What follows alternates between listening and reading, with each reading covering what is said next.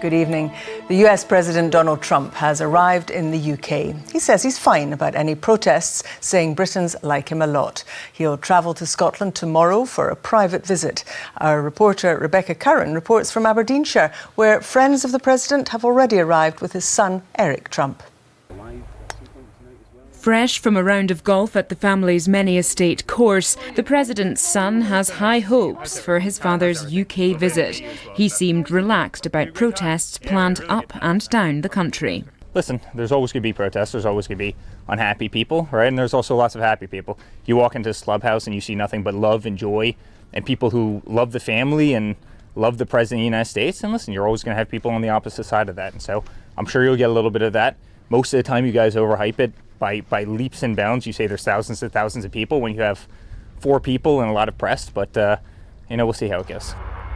The Trump private jet touched down at Aberdeen Airport this morning. The family has been coming to the northeast for more than a decade. President Trump announced plans for what he said would be the world's greatest golf course at the Many Estate in 2006. This was cut by God, and he was the best golf course architect of them all. But at what cost? Years on, and there are fresh fears the heralded sand dune system could lose its special status. There were significant environmental concerns raised about this course on the Many Estate, and now Scottish Natural Heritage has claimed it's partially destroyed the specially protected site it was built on. This long-term opponent of Donald Trump, who previously attempted to kick the course into the long grass, isn't surprised. I have to say this represents a catastrophic error of judgment by the Scottish Government. The decision to grant planning permission, which I didn't think was justified, was based upon claimed enormous economic benefits and employment. Those have not materialised. Mr. Trump has had planning permission for nearly 10 years. He has not built a golf resort. I should make it clear, I didn't think that the economic benefits as claimed justified the destruction of the site of special scientific interest, full stop. As speculation heats up on exactly what President Trump will do with his weekend north of the border, security is tight at the course where his love affair with Scotland began. Rebecca Curran reporting Scotland, Aberdeen. Protests against President Trump are planned, with large crowds expected in Glasgow, Edinburgh and Dundee. The US consulate in Edinburgh has urged Americans to keep a low profile. Stephen Godden reports on preparations for the President's visit to Scotland.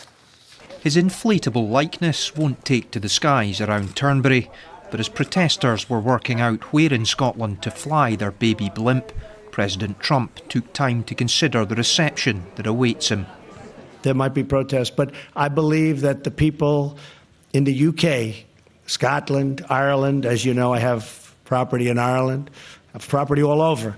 I think that those people, they like me a lot. Outside the US consulate in Edinburgh, things were less relaxed. During his 2-day visit to Scotland, Donald Trump isn't expected to be within 80 miles of here.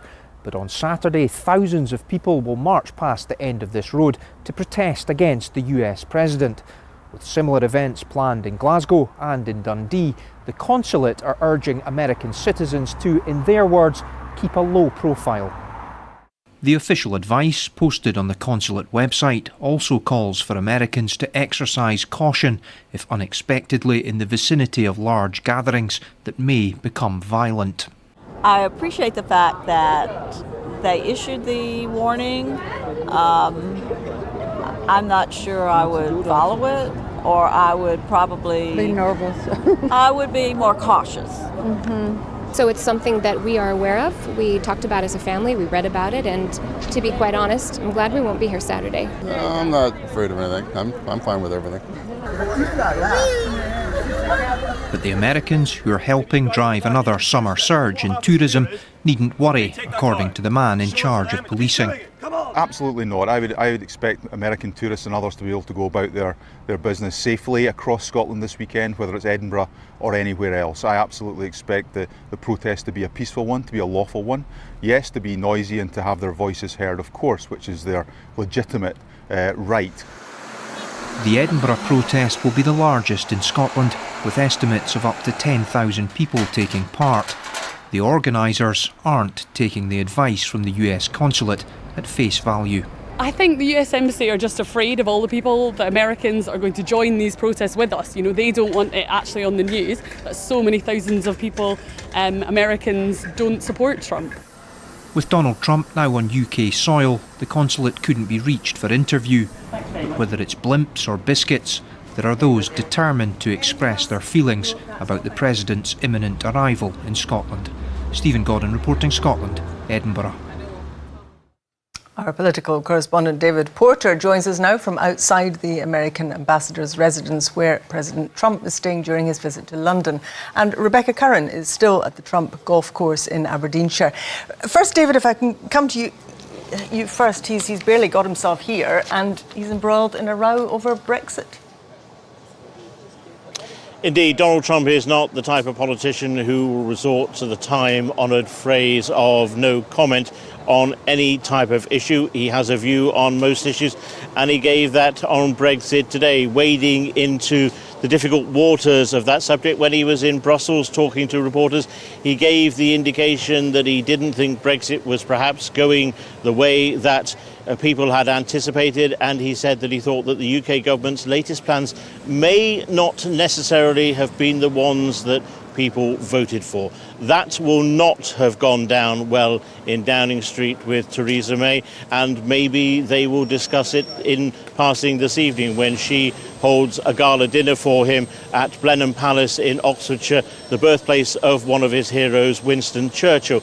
Tomorrow she will have further talks with him at Chequers, her country residence, and then he will move on to Windsor Castle to have tea with the Queen before he flies up to you in Scotland, where he will be met at Prestwick Airport by the Scottish Secretary David Mundell. Thanks very much, David. And Rebecca, what are the chances that we'll see the President at Many as well as at Turnberry? Well, that remains to be seen. As we've heard, preparations are well underway for the visit of the US President. But where is he going to go? When I asked his son Eric Trump today, he said he'll spend 2 nights in Turnberry. As we've heard, he'll arrive there tomorrow. I asked him, can we expect to see him here at his Many estate golf course, and he answered, I hope so. We'll see. If he does, it'll be last minute. And that really is quite extraordinary. Less than 24 hours until the US President arrives on Scottish soil, and no one, not even his family, seems to know where he's going to spend his time, and that has huge repercussions for Police Scotland when you think about the security that is required. And earlier this week, the Justice Minister asked for further clarity on that in order to let them make their preparations. But Donald Trump is often described as the unpredictable president. When it comes to his Scottish visit, that seems it might be the case. Rebecca Curran and David Porter there in London, thank you both very much.